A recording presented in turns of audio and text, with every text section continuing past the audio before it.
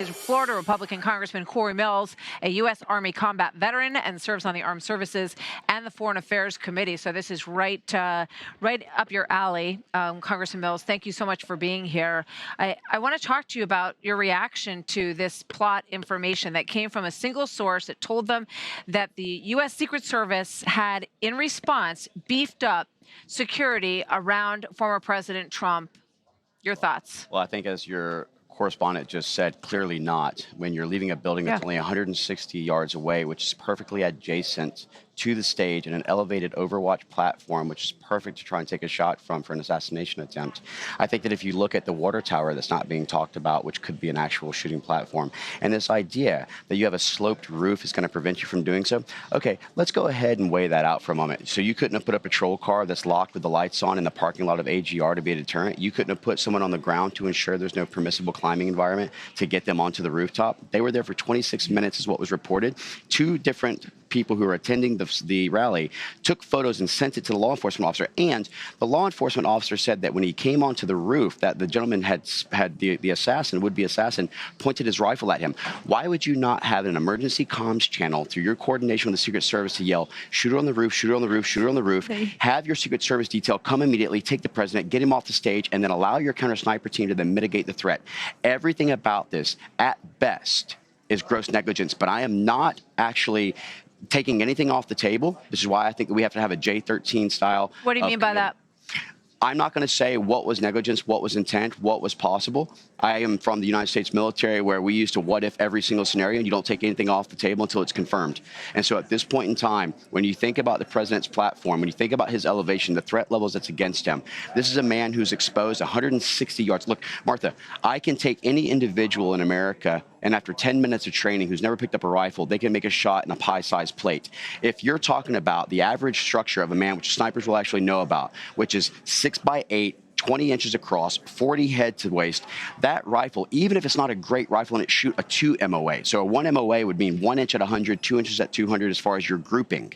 Even if it was a terrible rifle and it had a 2 MOA, you're still only talking about 3.2 inches. No, there's no question that area should have been protected. I want to play this soundbite by Kimberly Cheadle, the presides over the Secret Service, and listen carefully to what she says here. That building in particular has a sloped roof at its highest point.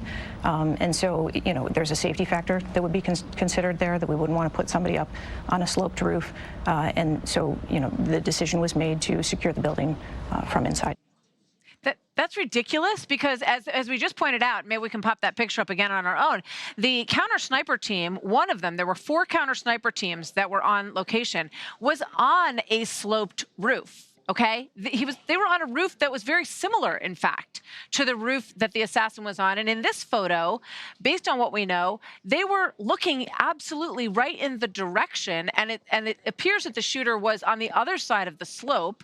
But if we don't have the capability to see over a 6-inch sort of centerpiece of a rooftop, we are in serious trouble. I also want to highlight what she says after that part, that there were 4 counter-sniper teams, as I mentioned, including 2 from Secret Service and 2 from local law enforcement, stationed in or near the building. So they're saying that there was a sniper team possibly inside or near that building. Look, the bottom line is, wasn't aware there was someone on top of it. Whether they're sitting there trying to stay cool in the air conditioner, keep doing their job. And I can tell you that sloped roof is nothing that the Department of State and the Secret Service and the military doesn't sit on all the time. It's actually not a slope at all in that one case. You're talking about something that you could utilize rubber bottom shoes. You could basically utilize a platform that allows you to basically secure yourself in. That excuse doesn't pass muster. This continued cover-up does not muster. We need an investigation. We need answers for the American people. We need to ensure that there's no longer any political attempts to cause violence against our president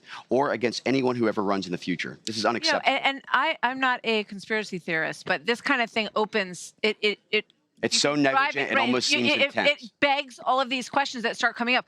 Oh, well, if they knew there was an Iranian plot, then why weren't they giving the protection that they should have? And that's going to lead people down that rabbit hole, which is very dangerous. And that's why the investigation is good to put it to bed. Absolutely. To ensure there isn't, but also to determine whether or not there's actual validity behind it. Are you confident that you're going to be able to get this investigation? And when do you I texted plan to Speaker begin Johnson hearings? today. I asked him that, given my unique skill set where I actually had run advanced teams and I had run counterterrorism or counter-sniper teams, that we should actually run this, and I'd love to be a part of it so I can actually look at every single angle of what happened and get truth to the American people. And I would imagine that Kimberly Cheadle would be at the top of your list. She's at the top of my list. She can either resign or we can utilize the Homan rule to take her salary down to $1, and hopefully that steps her away. But even if she resigns, that's not going to stop her from coming before my investigation. Yeah. We talk a lot about accountability, and I was talking to a former Secret Service agent again about, he said the standards aren't what they were. And there are no standards if firing isn't a real consequence. Once you have firing as a consequence, then the standards have to be upheld. As I've said before, DEI results in DIE. We have to understand that this is about meritocracy. It's not about trying to get a quota. It's not about the 30 for 30 that they were planning. We need to ensure the safety and security of all politicians that are being threatened, and especially when you talk about President Trump. This is an individual, he saved his own life, by the way. When he got hit, he dropped to the ground, lowering his silhouette, which is the only thing that prevented him from death. But I can tell you, it's divine intervention, and we have to do a better job of getting accountability. Yeah, absolutely. Thank you very much. We look forward to following this story with you.